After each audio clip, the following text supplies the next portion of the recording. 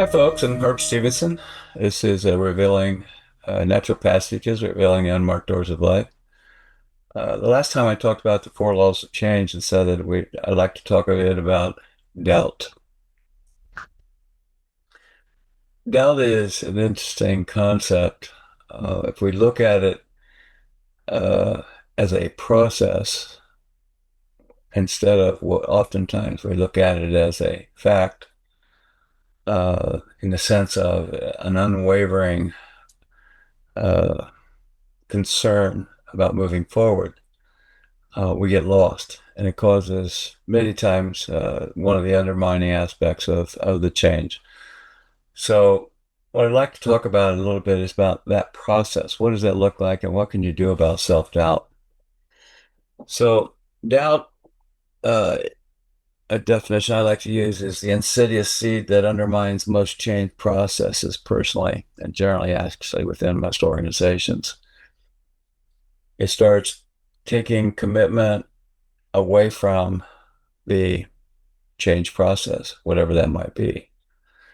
And when we allow it to be only a negative, it becomes a problem. But a lot of times, doubt is an opportunity to go back and look, am I missing something? And if you still feel convinced to move forward, you move forward. But all change is uncomfortable. So doubt will always interrupt our process. But what is that process? And here's a very simple process for you to consider when you're looking at doubt. So, regardless of, think of some situation that you've been in the past and doubt stepped in and changed your mind. So, then that basically means that the first step is doubt's triggered. Something uh, isn't wanting to move forward. And that begins to create a decline in your confidence. Even though the day before you may have felt fully confident and you're going to go save the world or whatever it is that you're wanting to do in this new change, you start having second guesses. And that leads to a waver in your commitment to the situation. Then energy, it's depleted, and that leads to what I call active inertia. You actively simply don't move, which eventually then, because of the lack of energy, you shift away from the initial desire to make the change. That's pretty standard for most people. We all go through that. I want to give you a little more detail of how that happens by describing a couple of processes that we go through. Uh, Generally, the internal process for most of us on a continuous basis, we don't pay much attention to it. But if we see a change, we look at it, we see and hear voices, internal as well as others, describing whatever the changes we want to do. And then those stories began to affect us, and we began to have emotional reactions. And those emotional reactions are what ends up leading to doubts seeping in. So people, friends who are trying to be helpful, saying, "Oh, you really considered this," or, "You really don't want to do that," or whatever else that they might bring up to the process. And what I'm wanting to do from the perspective of what we're talking about is presence, is if you can witness yourself in the process of going through your change, which if you go back to the four laws of change, the change has to come from within, you have to have a compelling picture, there has to be a great learning. Doubt is usually where we have our great learning, and then you build a community, whatever the change is, to move forward, acknowledging that the doubt may have been there, but you move away from it and move forward.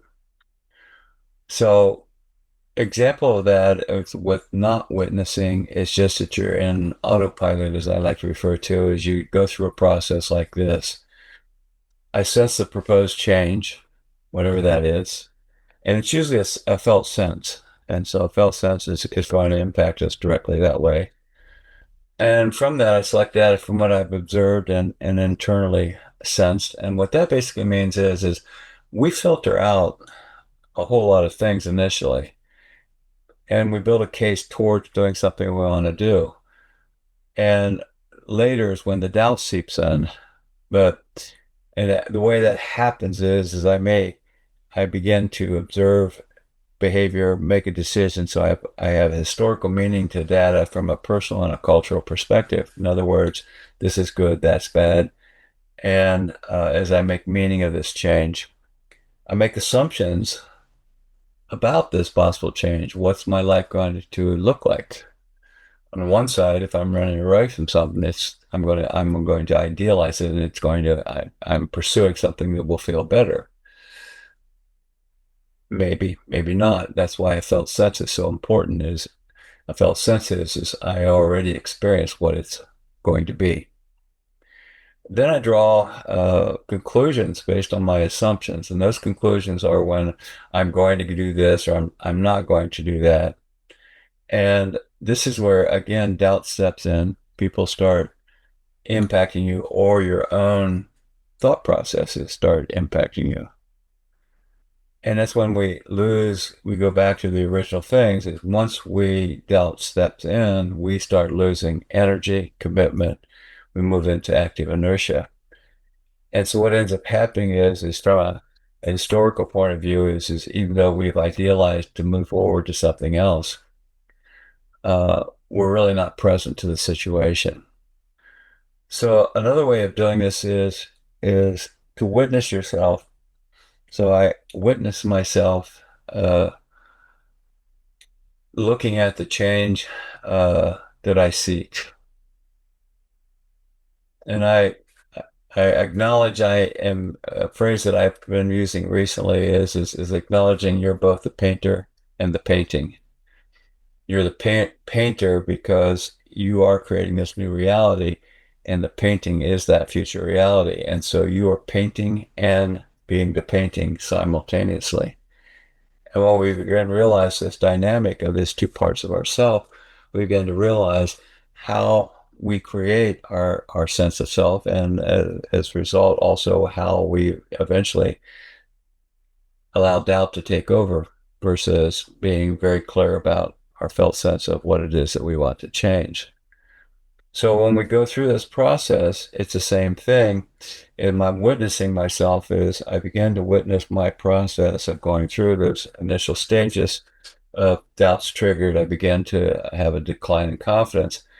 As a painter and the painting, I'm able to realize, oh, I'm sliding into this negative pole and out of the positive pole.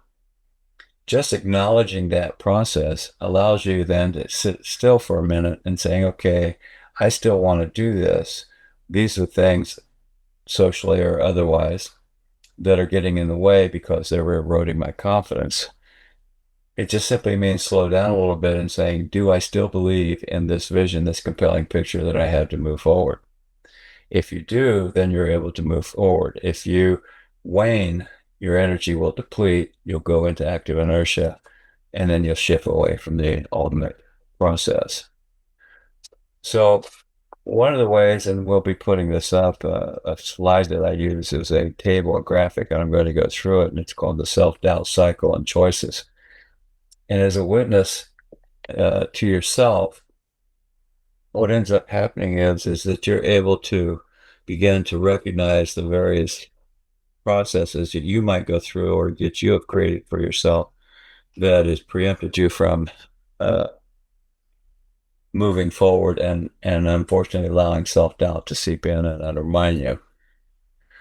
So self-doubt, for lack of a better phrase, it captures your mind, your thoughts, and it instills disruption or dissonance into your thought process. So whatever your dream or idealized aspect that you want to move forward with, it begins to erode that. So what ends up happening is you end up, oftentimes we have a mesmerizing, repetitive story of everything that can go wrong. Or we can be consumed by fear. When that happens, that suppresses our awareness. Then we begin to avoid action, and the change becomes feels more like a threat instead of an idealized future. At that point, if you are witnessing yourself and you're aware of anything going on, you will heighten your awareness and say, I need to witness my process and get clear about what's true and what my imagination or what other people are doing to erode my trust in myself. So to break the cycle, to help you in that process, first get curious about what is causing me to tell a story and have so much fear and lack of commitment, and ask questions. What's behind this process for me? And if I ask that, what ends up happening is I begin to move out of the fear, which is emotional based distraction, and I move back into a clarity in my center about what I wish to do. The other thing that you can do is you can increase your awareness of actions of, are these things doable? Is this just an obstacle, or is this truly doable? And then you discover choices exist. And this is the biggest issue about self-doubt. Doubt eliminates the feeling that you have choices. In fact, it eliminates the process of feeling like you have a choice.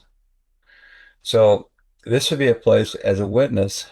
Two things are either going to happen. One, you could reveal that you have a certain level of the imposter syndrome, which is a part of you that says, no, you can't, no, you can't, even though you say, yes, you can, yes, you can. And it's claiming as an adult in this moment of what is it that I can do. And if I have voices in my head that says, you can't do this, you get clear about it, that that's just an old voice, it's not true. And in that process, as the witness and the painter creating the painting, which are both you develop awareness and commitment again to whatever the change process is. The second thing or next thing that you can do to support yourself around this is recognize the dissonance between your actions and your beliefs. So oftentimes we have an idealized action, but we have beliefs that said you can't do that. And as you begin to ask yourself, what is it inside me that prevents me from wanting to move forward? Because you have both. There's a want and a not want. And those often clash and create problems. So acknowledge successful actions that you've had in the past. Begin to look at, how do I change my beliefs? Those beliefs. A lot of the beliefs that I had in my younger days, phrases that some of you may appreciate is you don't live beyond your raisins, and you're too big for your britches. And anytime you would make a change, it's difficult for those around you. So when I started examining and saying, yes, we have this history of Native American heritage and we all act like it doesn't exist. And I started pursuing a lifelong study of just understanding indigenous cultures throughout actually the world. And then the impact of it was it helped me understand myself a whole lot better. So I was able to change beliefs, but in the process of going through the change cycle, I had my family telling me, don't do this. This is bad. Bad things will happen to us. And that's a carryover from historical experiences of the family. So you begin to change and see and evaluate those processes, which then leads you to the next thing. You own doubt to build a new story, which is simply saying those served our family in the past, such in my case, but they're no longer true, which is my phrase of saying is now you claim the right to exist and create the life you wish. And in doing that, that leads you to the next process, which is you name your uncertainty. You reestablish internal authority, your right to create the life that you want and who you are. You build boundaries that support trust and empathy for yourself and others, because most people are trying to they think it's for the well-being of you and want to support you, even though it's not helping. They think they are. So you begin to say, do I trust myself? And also trust that they're doing the best they can to try to support me. And because in my family's case, it literally did scare them that I was opening the door to our ancestry and heritage. Scared them terribly, and that's normal. That gets passed down through ancestors. Family systems now support the same thing that Native Americans have been saying for centuries, which is it takes 7 generations for the fears of the past to be cleared. So if we do that, if we uh, continue to work to break the cycle, what will happen is we will build new patterns. and those new patterns will lead you to the change. Or the habitual patterns of the past, the beliefs, etc., will lead you to fall backwards, and that'll undermine your change. So that's an example of from the four laws of change. The third law is having a new learning. A great learning has to happen in order for you to move forward with the change, because all of us are mental constructs. We are a product of our entire upbringing and all of our life experiences, whether it be through institutions like education or religion, family dynamics. We have developed a whole series of processes and beliefs that guide us to how to be safe. So self-doubt is very much a critical part. It stops us from being able to move forward and change. And the thing of it is, if you look at it as a process that's trying to protect you, but you can change it because your change is saying that you're seeking wants to evolve, wants you to evolve as a human being. You begin to be able to move forward on that. So I hope this is somewhat helpful to you in understanding how self-doubt undermines your change and the things that you want to create to be the person you want to be. So until the next time, I'm Herb Stevenson. This is Natural Passages, revealing the unmarked doors of life. And I truly wish you a good day. Bye bye.